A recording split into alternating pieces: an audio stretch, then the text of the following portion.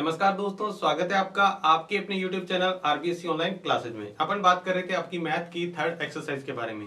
आज अपन स्टार्ट करेंगे इसकी प्रश्नावली 3.2। बहुत महत्वपूर्ण है। पिछली जो अपने क्लास की थी 3.1 जो पढ़ा था उसी के आधार पर ही ये है, यानी ग्राफी विधि ही अपने को पढ़नी है। 3.1 में भी अपने पढ़ी थी। अगर वो आपने नहीं देखा है तो जरूर देखिएगा, क्योंकि उसमें अपने बहुत सारी बेसिक चीजें भी इसके साथ डिस्कस की थी। तो आज अपन बात करेंगे 3.2 के अंदर।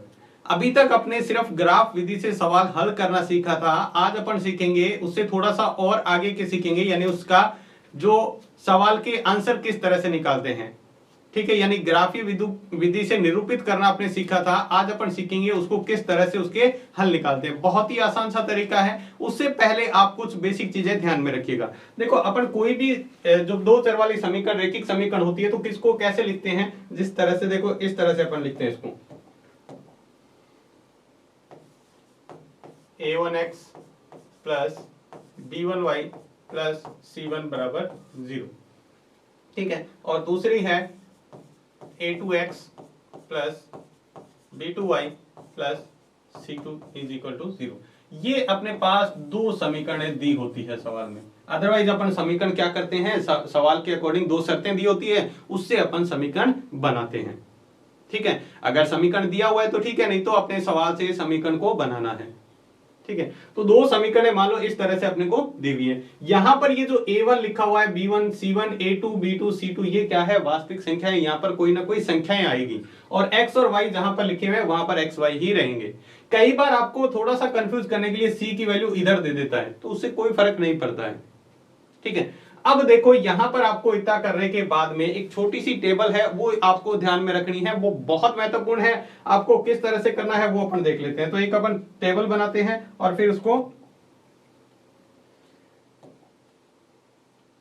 क्या क्या उसके अंदर लिखना है वो देखते हैं।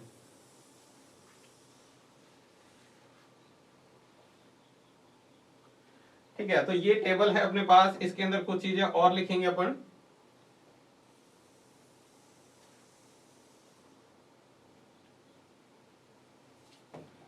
साथ साथ में आप चाहें तो बना भी सकते हैं इस टेबल को,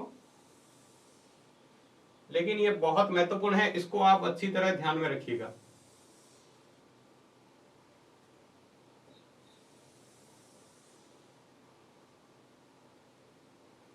ठीक है, अब देखो इसको करते हैं। तो अपने को करना क्या है, इसके अंदर यहां पर लिखेंगे अपन अनुपातों की तुलना।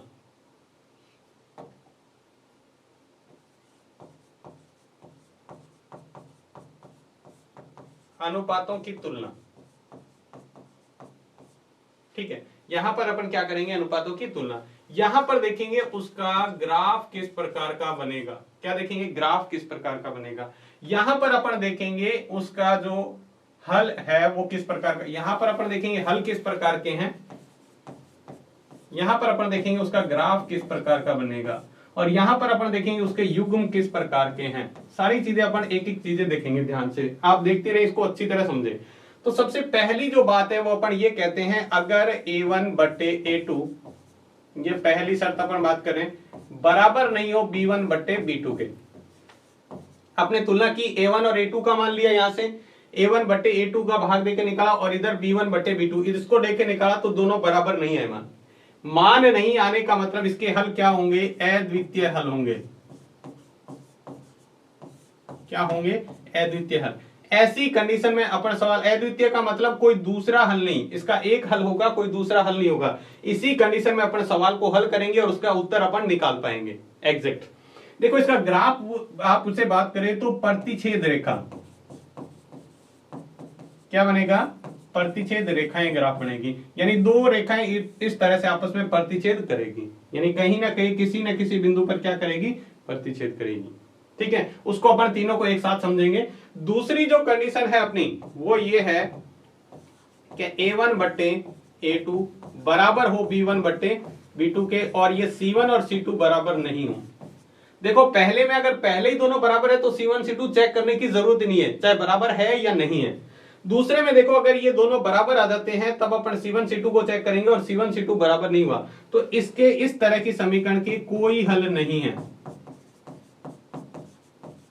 आप इसको हल करेंगे तो कोई हल नहीं निकलेगा। और इसका जो ग्राफ बनता है वो क्या बनता है, समांतर रेखा।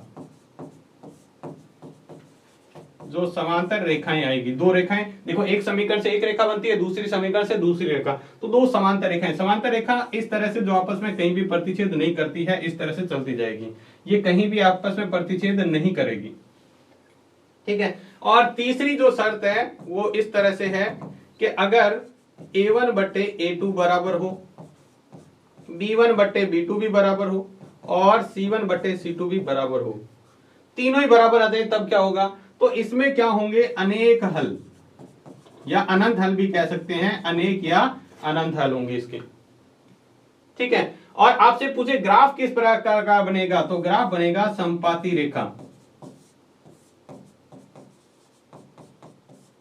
क्या बनेगा, समपाती रेखाएं बनेगा। समपाती रेखा कौन सी होती है, पहले हमने एक रेखा खींची, ठीक है, ग्राफ के अंदर, दूसरी जो रेखा खींचेंगे वो बिल्कुल इसके ऊपर से ही जाएगी, फिर से वो क्या होगी, इसके ऊपर से ही जाएगी। दोनों रेखाएं देखो एक दूसरे के ऊपर है।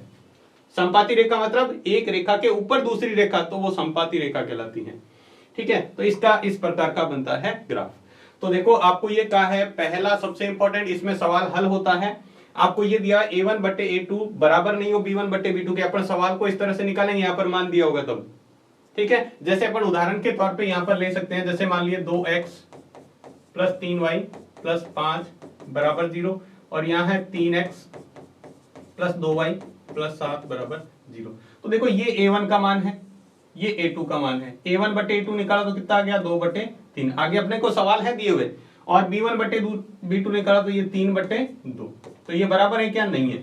तो इस तरह की शर्त जब भी बन जाएगी, अपन तुलना करके इस तरह से निकालेंगे, जब भी ऐसी शर्त बनेगी तो अपन इसके कह देंगे अद्वितीय हल हैं। कौन से, अद्वितीय। अद्वितीय का मतलब कोई दूसरा हल नहीं, सिर्फ एक हल आएगा, ठीक है। और ग्राफ पूछ रहे आपसे किस प्रकार का बनेगा, तो प्रतिच्छेद रेखा, ठीक है, दोनों रेखाएं आपस में प्रतिच्छेद करेगी।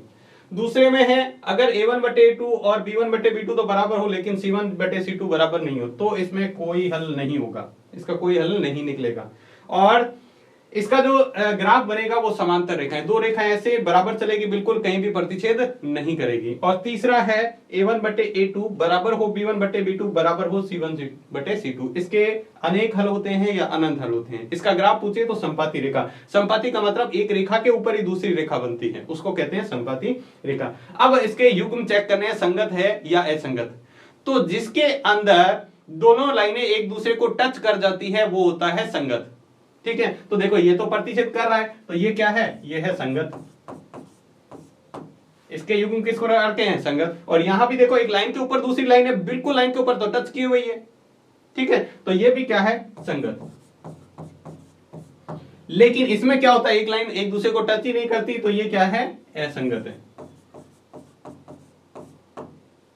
क्या है, असंगत। तो इस तरह से संगत असंगत बिल्कुल आसानी से याद रख सकते हैं। जहां पर लाइन क्रॉस कर रही है जिसमें, तो वो हो जाएगा संगत, और जिसमें क्रॉस नहीं कर रही वो क्या होगा, असंगत। तो ये टेबल बहुत इंपॉर्टेंट है, आप इसको अच्छी तरह से याद रखें, इसको आपको अच्छी तरह से याद रखना है। कॉपी में आपको इसको अभी बना लेना है, ताकि इसमें आगे आप जो क्वेश्चन करेंगे उसमें कोई भी दिक्कत ना आए, ठीक है। और बाकी जो अपन सवाल करने का तरीका है, जो पीछे अपने एक्सरसाइज में किया था 3.1, उसी तरह से अपन सवाल को हल करेंगे। लेकिन जब आपसे पूछ ले, अब जैसे दो समीकरण देके आपसे पूछ ले इसके हल किस प्रकार के होंगे, तो आपने हल करके इससे तुलना करके देखी और इससे पता लगा लिया ये आगे अपने सवाल है उसमें करके देखेंगे। ग्राफ पूछ लिया तो ग्राफ सीधा अपन इससे चेक कर सकते हैं, बिना सवाल को हल किए भी अपन बता सकते हैं, सिर्फ ये तुलना करके, ठीक है। तो आप चाहें तो इसका स्क्रीनशॉट ले लें।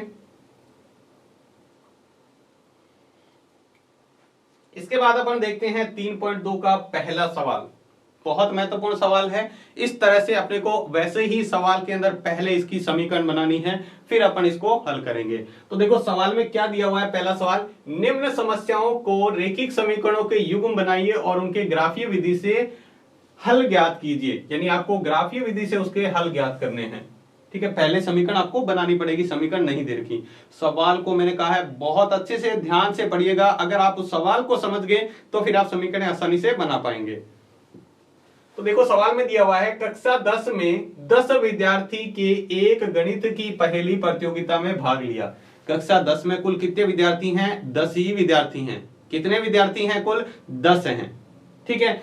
अब ये पहली शर्त अपनी यहां पर हो गई कंप्लीट। अब अपन सवाल को पहले समझ लेते हैं फिर करेंगे। यदि लड़कियों की संख्या लड़कों की संख्या से 4 अधिक हो, यानी लड़कियां जितनी भी हैं वो लड़कों से 4 अधिक हैं, तो प्रतियोगिता में भाग के लिए लड़कों और लड़कियों की संख्या ज्ञात कीजिए। तो आपको लड़कों और लड़कियों की संख्या ज्ञात करनी है ग्राफी विधि से। ठीक है, अगर लड़कियां ज्यादा है, कितनी भी लड़कियां हैं, मान लो यहां पर जितनी भी लड़कियां हैं, मैंने मान लिया P और लड़के हैं Q, तो P में से Q घटाएंगे तो 4 ही आएगा, क्योंकि लड़के क्या हैं, 4 लड़कियां ज्यादा है। जैसे मान लिया यहाँ पर 14 लड़कियां हैं और 10 लड़के हैं, तो इससे 4 ज्यादा, यानी लड़कियों की संख्या में से लड़कों की संख्या घटाएंगे तो आंसर क्या आएगा, 4। अब देखो इसको ग्राफी विधि से पहले किस तरह से समीकरण बनाएंगे अपन। तो सबसे पहले लिखा, माना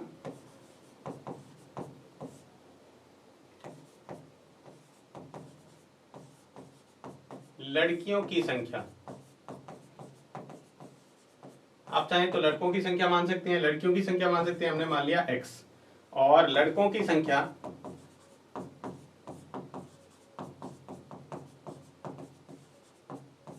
संख्या मान लिया हमने y। अब अपन चलेंगे प्रश्नानुसार।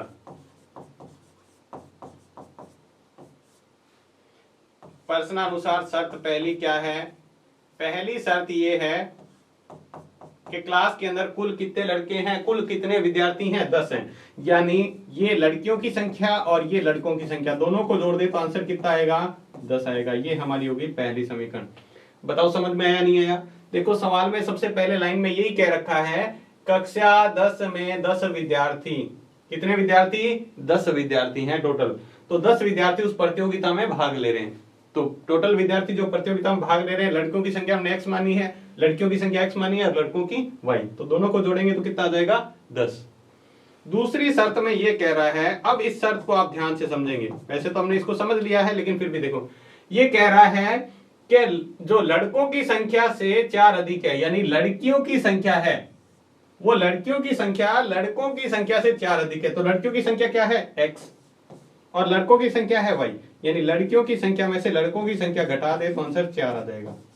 कितना आ जाएगा बताओ, 4 आंसर आ जाएगा। तो दोनों शर्तों से अपनी दोनों समीकरण सीधी सीधी बन गई है, बहुत ही आसान से तरीके से। तो सबसे पहले आपको क्या कर लेना है, इस तरह से समीकरण बना लेना है। ठीक है, समीकरण बनाने के बाद में अपने हल करने का तरीका पता है, उसी तरह से करेंगे। तो यहां लिखेंगे समीकरण 1 से। देखो समीकरण 1 क्या है, x प्लस वाई बराबर 10। अगर मैं x को इधर रखता हूं, y को इधर ले जाते हैं तो 10 माइनस वाई। अब अपने को इस y के अंदर यहां पर मान रखना है। क्या करना है, y का मान यहां पर अपने को रखना है। तो y का मान देखो किस तरह से रखते हैं, हालांकि पहले अपने इस तरह से सवाल कर रखे हैं। तो y बराबर यहां पर अपन कोई भी मान आप चाहें तो रख सकते हैं। जैसे मैंने y बराबर रख लिया 4।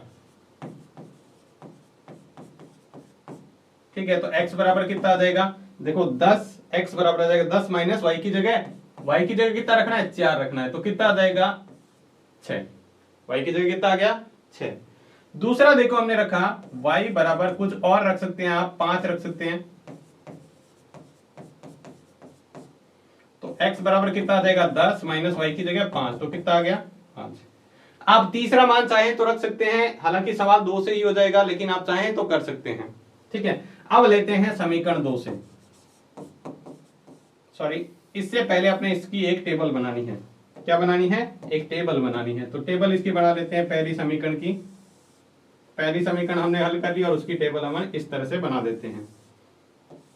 ये हमने 3.1 में अच्छी तरह सीख रखा था, x का मान ऊपर, y का मान नीचे। y का मान क्या रखा है, एक तो 4 रखा है, ठीक है, और दूसरा रखा था हमने 5। अब 0, 1, 2 ये भी रख सकते हैं। x बराबर आया था 6 और इसमें आया था 5। ये पहली समीकरण अपनी टेबल बन चुकी है। अब अपन लेते हैं इसकी दूसरी समीकरण से, समीकरण 2 से। समीकरण 2 क्या थी, x माइनस वाई बराबर 4। वही है, x को इधर रखो, y को उधर ले जाओ, y को उधर ले जाएंगे तो क्या हो जाएगा, 4 प्लस वाई।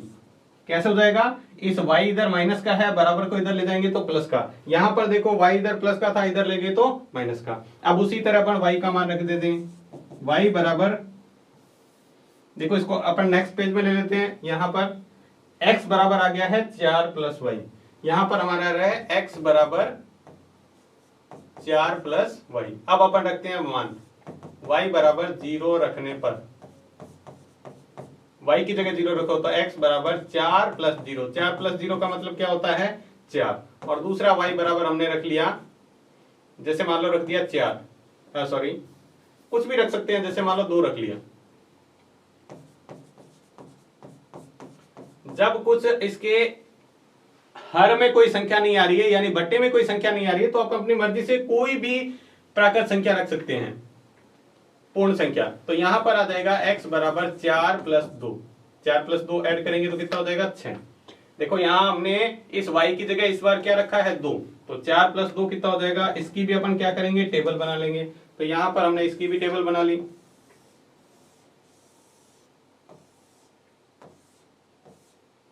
ये है x, ये है y बराबर हमने रखा था 0 और एक बार रखा 2, तो 0 रखा तब आया 4 और 2 रखा तब आया 6।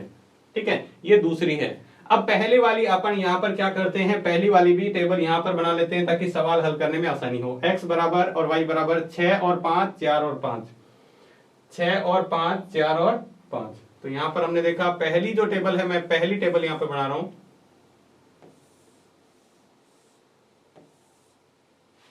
या इसके नीचे बना लेते हैं यहाँ पे।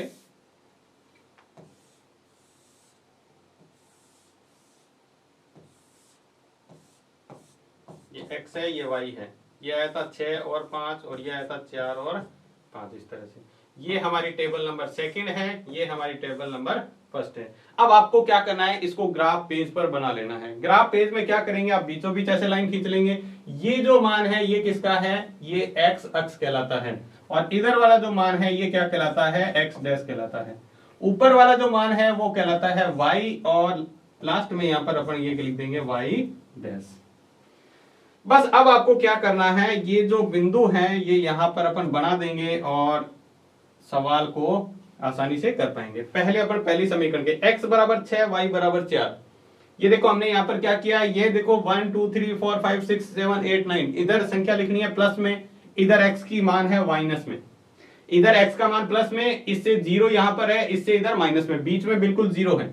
अब यहां ये मूल बिंदु कहलाता है O। अब इससे ऊपर संख्या प्लस में, इससे नीचे माइनस में, ये y का है। ये पूरी लाइन y की है, ये पूरी लाइन किसकी है, x की। तो यहां पर अपन सवाल को करेंगे तो x बराबर अपने को 6 देखना है और y बराबर 4 देखना है। तो x बराबर 6 पे चले जाओ और y बराबर 4 के लिए ऊपर जाना पड़ेगा, तो ये यहां पर मिल जाएगा। ठीक है, ये बिंदु हो गया 6 और 4। पहले x का मान लिखो फिर y का मान लिख दो। दूसरा जो बिंदु है वो है 5 और 5, x बराबर भी 5, y बराबर भी 5। तो x बराबर 5 कहां है, ये रहा, और y बराबर 5 कहां है, ये रहा। ठीक है, इसको भी बना देंगे और यहां लिख देंगे 5 और 5। यहां से जाते हुए आप इस तरह से एक लाइन खींचेंगे। तो यहां से जाते हुए हमने एक लाइन खींची है, किस तरह से, देखो बिल्कुल ध्यान से आपको लाइन खींचनी है। यहां से जाते हुए, यहां से जाते हुए इस तरह से लाइन जाए। ठीक है, लाइन बिल्कुल सीधी एकदम, आपको स्केल से बिल्कुल सही लाइन खींचनी है दोनों बिंदुओं से जाते हुए। अब ये पहली हमने समीकरण ले ली है, अब दूसरी वाली लेते हैं ये। तो इसके अंदर देखेंगे x बराबर 4 y बराबर 0, तो x बराबर 4 कहां है, ये रहा, और y बराबर 0, तो y बराबर 0 तो यही है, क्या है, y बराबर 0। y के लिए आपको ऊपर नीचे कहीं नहीं जाना है, बस यही है y बराबर, ये x बराबर 4 y बराबर 0। दूसरा देखो क्या है, x बराबर 6 y बराबर 2, x बराबर 6 कहां है, ये रहा, और y बराबर 2 कहां है, ये रहा, ये रहा, ये है 6 और 2। अब इससे जाते हुए भी आप क्या करेंगे, एक इसी तरह की लाइन खींचेंगे फिर से। तो देखो यहां से लाइन खींचनी है इस तरह से जाते हुए, तो मैंने यहां से एक लाइन खींची,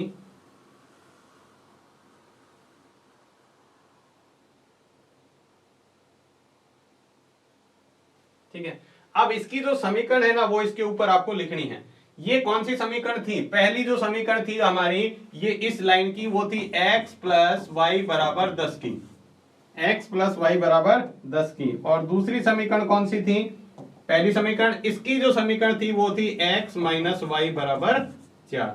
वो x प्लस वाई बराबर 10, ये पहली समीकरण थी हमारी x प्लस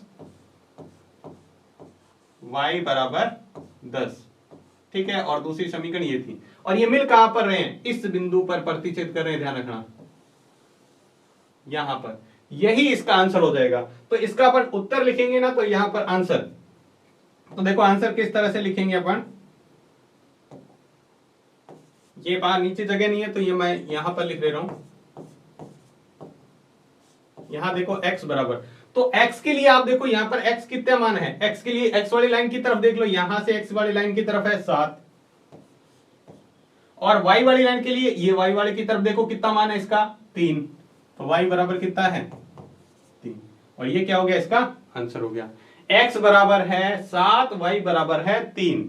x के लिए आपको इस लाइन की तरफ देखना है, x वाली लाइन की तरफ जाओ उसी बिंदु से, तो कितना मान आ रहा है, y के लिए इस वाली लाइन की तरफ जाओ, ये है, ठीक है। ये हो गया अपना पहला सवाल कंप्लीट। लेकिन एक अभी भी कमी है, पूरे 6 नंबर नहीं मिलेंगे, ध्यान रखना। क्या है वो कमी, वो ये है कि हमने अभी तक पैमाना नहीं लिखा है, ग्राफ पेज पर ही लिखते हैं। पैमाना लिखेंगे x अक्ष पर 1 सेमी बराबर 1 इकाई, और y अक्ष पर भी क्या है, y अक्ष पर भी 1 सेमी बराबर 1 इकाई। इसका मतलब क्या होता है, 1 सेमी का मतलब होता है एक जो डिब्बा है, ये एक बॉक्स है, ये 1 सेमी होता है। और यहां पर अपने कितने कितने का अंतर ले रहे हैं, देखो एक एक अंक बढ़ा रहे हैं, 1 2 3 4 5, एक एक अंक बढ़ा रहे हैं, इसका मतलब 1 इकाई के बराबर है। ये किसके बराबर, 1 इकाई के बराबर, ठीक है। ये आपको इस तरह से पैमाना जरूर लिखना है ये, ठीक है। इसका भी नंबर होता है आपका, तो बहुत ध्यान से।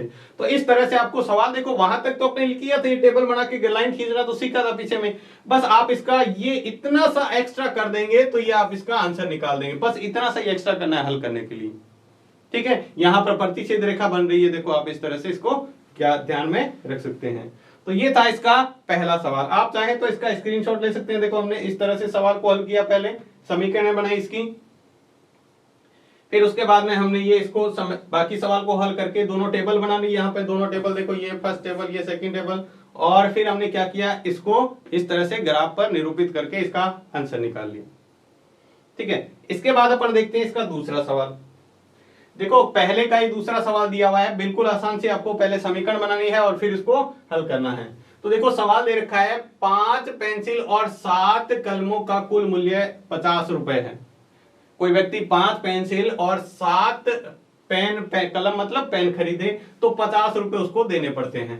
वहीं 7 पेंसिल और 5 पेन खरीदे तो कुल उसको 46 रुपए देने पड़ते हैं। तो पेंसिल और एक कलम का मूल्य कितना है। वहां पर देखो पीछे वाले सवाल में हमने जो ये निकाला था ना, ये आंसर क्या था, x हमने क्या माना था, x हमने माना था लड़कियों की संख्या। तो यहां पर लड़कियां कितनी है, ये है लड़कियां, ठीक है, और ये है लड़के, लिखेंगे। अतः लड़कियों की संख्या बराबर 7, लड़कों की संख्या 3। तो देखो यहां पर 4 का अंतर है या नहीं है, तो इस तरह से अपन कर सकते हैं। तो यहां पर देखो इसी तरह का अपने को सवाल निकालना है और मूल्य निकालना है। तो सबसे पहले अपन उसी तरह लिखेंगे, माना एक पेंसिल का मूल्य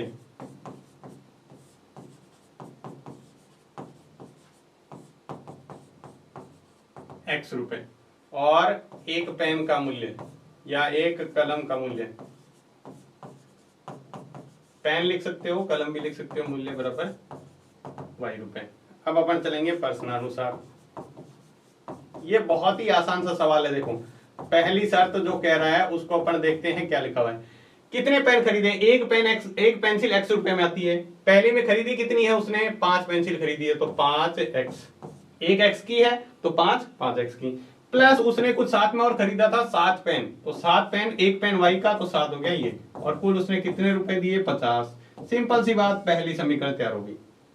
जितनी पेंसिल खरीदी उसको x से गुणा कर दो, जितने पेन खरीदे उसको y से गुणा कर दो, और बराबर में कितने रुपए उसने टोटल दिए, ठीक है। इसी तरह पर दूसरी शर्त ले लेते हैं। दूसरी शर्त में कह रहा है वो कि अब की बार 7 पेंसिल और 5 पेन है, यानी पेंसिल को x से गुणा करनी होती है और पेन को y से, और कितने रुपए दिए उसने टोटल, अब की बार 46 रुपए, ये देखो कितने रुपए दिए, 46। दोनों समीकरण तैयार होगी। बस उसी तरह से अपने को सवाल हल करना है। अब अपन क्या करेंगे सर, पहली समीकरण लेंगे समीकरण 1 से। यहां पर आप थोड़ी सी चीजों को अच्छी तरह समझें। समीकरण 1 से, समीकरण 1 है 5x प्लस 7y बराबर 50। अपने को तो x बराबर निकालना है ना, तो x बराबर कैसे निकालेंगे, बाकी संख्या को इधर भेजो, 50 पहले से इधर पड़ा है, 7y को इधर लाएंगे तो माइनस का 7y। माइनस का कैसे हुआ, देखो इधर प्लस का इधर जाएगा तो माइनस का, और ये 5x के गुणा में है, गुणा वाली संख्या इधर आएगी तो भाग में। अब इस y की जगह अपने को मान रखने हैं। क्या करना है, y की जगह अपने को मान रख के और इसके आंसर निकालना है। तो सबसे पहले अपन देखो किस तरह से मान रखेंगे, y का अपनी मर्जी से मान रखते हैं। अब ध्यान रखना है, ऐसा मान रखना है जिसमें बाद में 5 से भाग करें तो भी पूरा पूरा चला जाए। तो यहां पर अपन मान रख के देखते हैं, y बराबर 0 रखने पर, जब भी भाग में आ जाए तो पहला मान आप 0 रख के देखें, आसान हो जाएगा सवाल। तो 0 रखेंगे तो यहां पर x का मान आ जाएगा, x बराबर 50 माइनस 7 गुणा y की जगह क्या रखना है, 0। देखो 7 और y इसके गुणा में है तो 0 बटे कितना रखना है, 5 बटे कितना रखना है, 5। तो यहां पर हमने इसको हल किया तो 50 माइनस 0, देखो 7 को 0 से गुणा करेंगे तो 0 बटे 5। तो इसको क्या लिख सकते हैं आप, 50 बटे 5 लिख सकते हैं या नहीं लिख सकते, 50 बटे 5 लिख सकते हैं, क्योंकि 50 में से 0 घटाएंगे तो ये। और अपने को ये अच्छे से पता है कि ये संख्या पूरी पूरी कट रही है, कौन से पाड़े से, 5 के पाड़े से। 5 का पाड़ा एक बार बोलते हैं तो 5 आता है, और 10 बार बोलते हैं तो कितना आ जाता है, 50। तो ये आ गया 10 बटे 1। 10 बटे 1 को अपन क्या लिख सकते हैं, 10 बटे 1 को हम 10 भी लिख सकते हैं, क्योंकि बटे में 1 लिखना कोई जरूरी नहीं है। तो ये पहला मान आ गया इसका 10। पहली समीकरण से अपन निकाल रहे हैं अभी तक। इस जो समीकरण आती है ना, ये इसके अंदर अपन मान रखते हैं इसका, ठीक है। अब देखो y बराबर दूसरा मान निकालने के लिए क्या रखेंगे अपन, ये ध्यान रखना है। एक तरीका सिंपल सा बताता हूं, दूसरा मान कैसे रखें। जब भाग वाली संख्या है तो, कौन सी संख्या है तो भाग वाली, तो भाग वाली संख्या में आपको क्या करना है, अभी पीछे वाला मान आपने कितना रखा था, जस्ट इससे पीछे वाला ही मान देखना है। हमने 0 रखा था तब पूरा पूरा भाग गया। अब 0 में आप अगला मान निकालना है, तो 0 में क्या करो, ये 5 जो भाग वाली संख्या है वो जोड़ दो। देखो पीछे वाला मान हमने रखा था 0, और भाग किसका दे रहे हैं, 5 का, दोनों को जोड़ दो तो कितना आ जाएगा, 5। अगर एक और मान लो निकालना होता तो जस्ट हमने पीछे मान रखा है 5, यहां पर हम मान कितने रखेंगे, 5 रखने पर 5 रख दिया यहाँ पे। अब 5 में जिसका भाग दे रहे हैं वो और जोड़ दो, तो 5 और जोड़ देंगे, ठीक है। ये आगे और समझ में आ जाएगा, अपन बहुत सारे सवाल ऐसे करेंगे आपको समझ में आ जाएगा। तो अगला मान हमने रखा 5। अगर नहीं समझ में आए तो 5 y के बाद में 1 रख के देखो, 2 रख के देखो, 3 रख के देखो, 4 रख के देखो, फिर 5 रख के देखो, जिसमें पूरा पूरा भाग जाना चाहिए, कोई शेषफल नहीं आना चाहिए। तो हम रखेंगे तो देखो x बराबर इस तरह से हो जाएगा, 50 माइनस 7 इंटू 5। अब की बार 0 नहीं है, अब की बार y की जगह कितना रखना है, 5 बटे ये आ गया। तो ये हो जाएगा 50 माइनस 7 को 5 से गुणा करेंगे 35 बटे 5। ये इसमें से जाएगा तो कितना बचेगा, देखो इसमें से जाएगा तो ये बचेगा 15 बटे 5। 15 में 5 का भाग देना आता है क्या आपको, बिल्कुल आता है। ये आ जाएगा 1 और ये आ जाएगा 3। कितना आ जाएगा, क्योंकि सीधा अपने को पाड़ा भी आता है, 3 बार ये कटेगा, तो यहां पर आप 3 लिख सकते हो। अब आपको क्या करना है, दोनों मान आपने रख लिए। देखो कई बार अपन 3 मान भी रखते हैं तो आप रख सकते हैं, बाकी सवाल 2 से भी हो जाता है, ठीक है। तो इसको अपने 1 रखा है, यहां पर ध्यान रखना। अब इसकी बना लेते हैं अपन टेबल।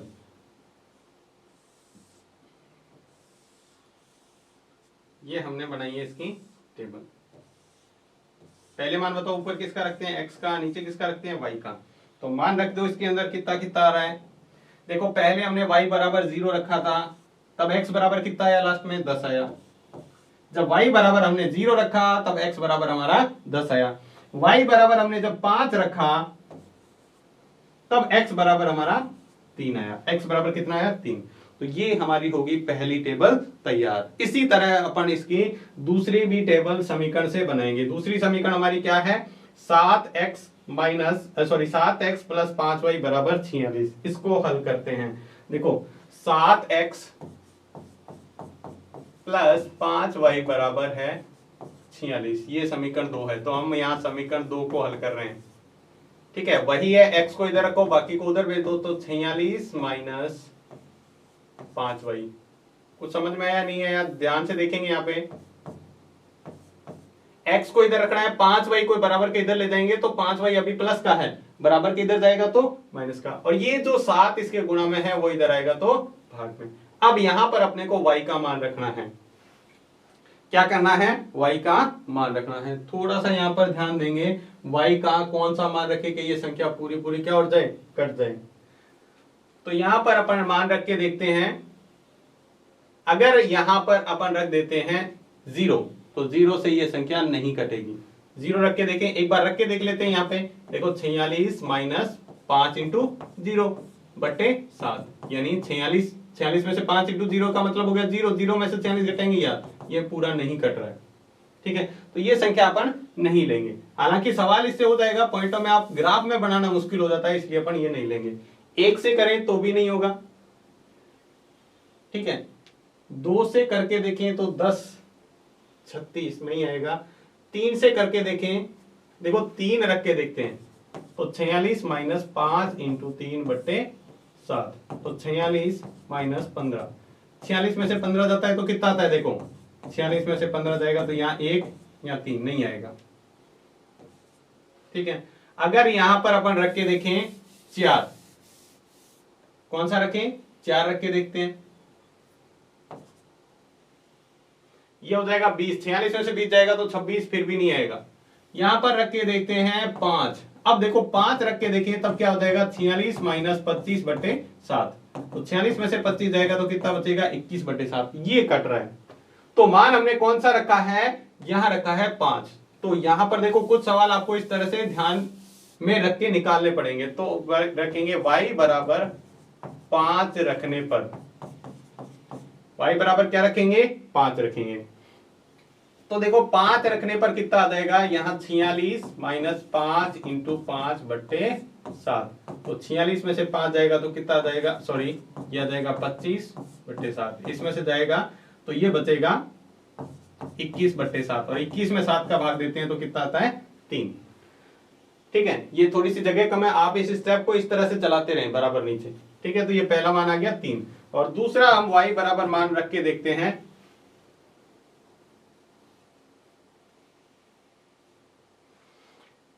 यहां पर अपन मान रख के देख लेते हैं,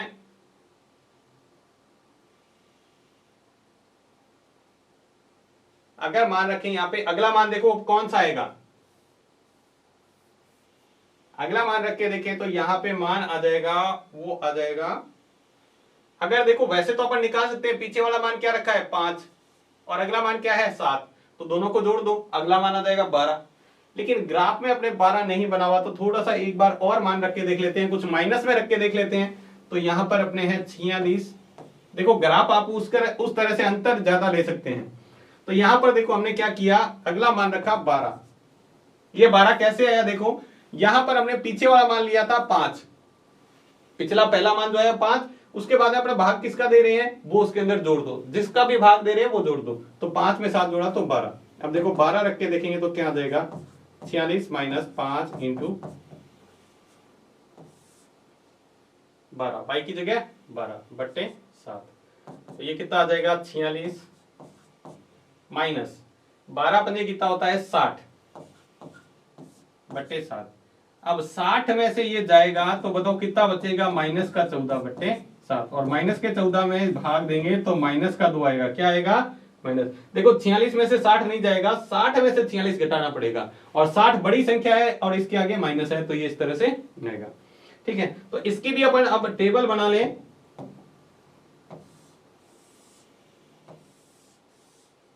यहां पे हमने दोनों मान निकाल लिए और टेबल बना लेते हैं। पहले हमने y बराबर रखा था 5, तब x बराबर आया हमारा 3। दूसरा बराबर हमने y बराबर रखा 12, तब x बराबर आया -2। ठीक है, और पहली जो टेबल थी वो भी अपन देख लेते हैं। पहली टेबल कौन सी थी, ये रहा 10 और 3, 0 और 5, ये यहां पर बना लेते हैं पहली टेबल, ये x ये y, ये था 10 और 3, ये था 0 और 5।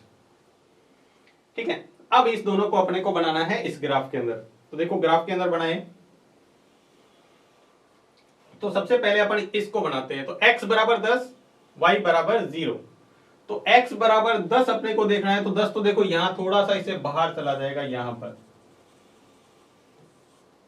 ठीक है, थोड़ा सा आपको दिख रहा है, 10 से थोड़ा सा उधर चला जाएगा। थोड़ा सा अपन इसको ग्राफ को इधर कर लेते हैं,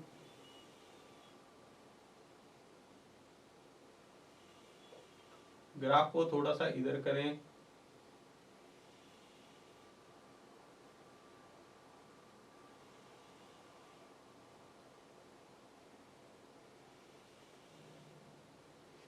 ठीक है, तो ये ग्राफ अपना इधर हो गया। अब देखो इसको,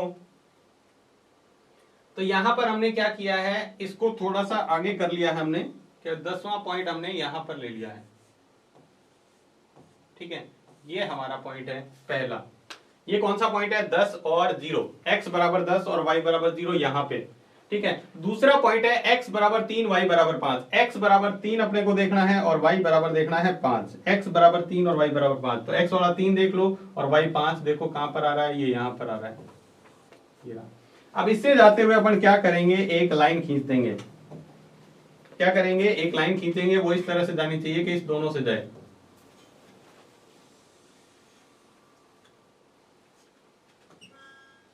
ठीक है, ये पॉइंट इसके हैं वो लिख देते हैं, इसके पॉइंट जो आए हैं, ये जो पॉइंट है वो है 10 और 3 और 5, ये है 10 और 0। ठीक है, इसकी जो समीकरण थी वो क्या थी, पहली वाली समीकरण हमारी थी 5x प्लस 7y बराबर कितना था, 50। ये उससे बनी हुई है, तो उसकी समीकरण भी आप उसके ऊपर लिख दें। दूसरा देखो जो है वो ये बनाना है, x बराबर 3 y बराबर 5 कहां पर है, देखो x बराबर 3 y बराबर 5, फिर से यही पॉइंट आया, तो इसको एक बार और यहां से इसके ऊपर वर्क बना देते हैं। दूसरा है वो देखो x बराबर -2 है, y बराबर 12 है, तो x बराबर तो -2 लेना है, x बराबर ये रहा -2, x बराबर -2 और y बराबर 12। y बराबर 12 कहां पर है, ऊपर होगा 12, तो अपन मान लेते हैं इसका दूसरा पॉइंट है यहां पर, बिल्कुल टॉप पर, ये है इसका दूसरा पॉइंट। अब यहां से जाते हुए अपने को लाइन खींचनी है, ये ध्यान रखना है, x बराबर -2 y बराबर 12, तो इसकी जो लाइन जाएगी ना वो कुछ इस तरह से जाएगी, ये इस तरह से, बिल्कुल यहां पर आके क्या होगी, प्रतिच्छेद होगी। ठीक है, और जहां पर प्रतिच्छेद होती है वही क्या होता है, उसका आंसर होता है। यानी दूसरी वाली जो समीकरण थी, ये कौन सी समीकरण है, 7x प्लस 5y बराबर 46 का, ये समीकरण भी इसके ऊपर लिख दो, जो लाइन की समीकरण है वो। अब इसके आंसर जो लिखेंगे अपन, इसका जो उत्तर आएगा वो अपन उत्तर यहां पर लिखें, तो x बराबर देखो कितना आ रहा है, x बराबर कितना आ रहा है, यहां से x की तरफ देख लो 3 है, और y बराबर कितना है, y की तरफ देख लो 5 है। x बराबर 3 और y बराबर 5। यहां इससे ये मतलब निकला, हमने शुरू में क्या माना था, x किसको माना था बताओ, x माना था हमने पेंसिल का मूल्य, तो पेंसिल का मूल्य x है और पेन यानी कलम का मूल्य कितना है, y, तो पेंसिल का मूल्य आ गया, ये जो पेंसिल है,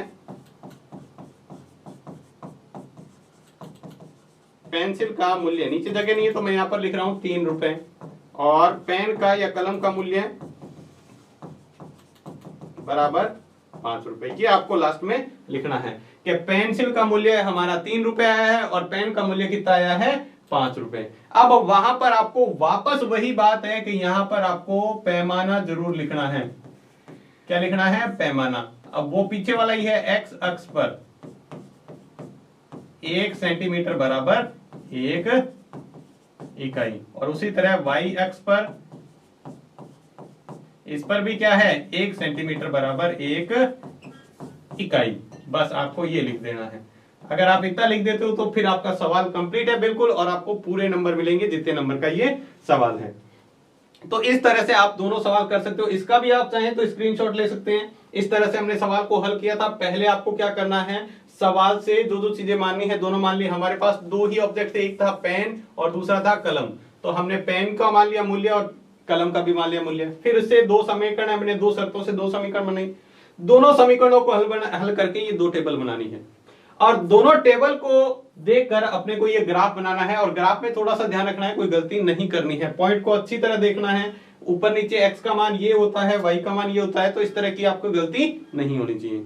तो इस तरह से आप सवाल करेंगे तो आसानी से कर पाएंगे। तो ये था इसका पहला 3.2 का पहला सवाल। उम्मीद है आपको अच्छे से समझ में आ गया होगा। बाकी के सवाल इसके बहुत इजी हैं क्योंकि उसके अंदर अपने को समीकरण बनानी नहीं है, पहले से समीकरण अपने को दे रखी है। तो उम्मीद है आज का वीडियो आपको अच्छे से समझ में आ गया। तो वीडियो आपको कैसे लगा हमें कमेंट बॉक्स में आपको लिखकर जरूर बताना है। अगर आपको कोई डाउट हो या फिर आपका कोई सुझाव हो तो भी आप कमेंट में भेज सकते हैं। तो आज के वीडियो में बस इतना ही, धन्यवाद।